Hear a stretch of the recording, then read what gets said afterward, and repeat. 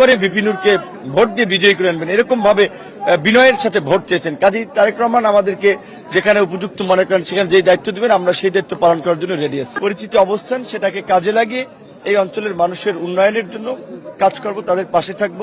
তো এখন বলা চলে সেই প্রেশারটা আছে যে এখন মানুষের জন্য কাজ করা, যে তাদের যে কমিটমেন্ট দিয়েছিলাম তারা যেটা আমার কাছে প্রত্যাশা করেছে আমি সেটা পূরণে কাজ করব। এবং বিশেষ করে আজকে যেহেতু সারা বাংলাদেশেই গতকালকের এই নির্বাচনে অংশগ্রহণ করে অনেকে জয়লাভ করেছে, অনেকে পরাজয় বরণ করেছে, আমি সারা বাংলাদেশেরই অন্যান্য রাজনৈতিক দলের নেতা কর্মী সমর্থকদের উদ্দেশ্য একটি দলের প্রধান হিসেবে বলবো যে নির্বাচন পরবর্তী বিভিন্ন ধরনের সহিংসতা আমরা দেখে থাকি, এই নির্বাচনের পরে যেন কোনো ধরনের রাজনৈতিক সহিংসতা প্রতিহিংসার ঘটনা না ঘটে সেদিকে সবাই খেয়াল রাখবেন। এবং আমার নির্বাচনী এলাকা গলাচিপা 10 মিনিট জনগণকে শান্তি এবং সম্প্রীতির রাজনীতি এবং পরিবেশ বজায় রাখা ছিল 4 জন, তার মধ্যে একজন বিএনপির বিদ্রোহী প্রার্থী, একজন জামায়াত ইসলামীর এবং একজন ইসলামী আন্দোলনের।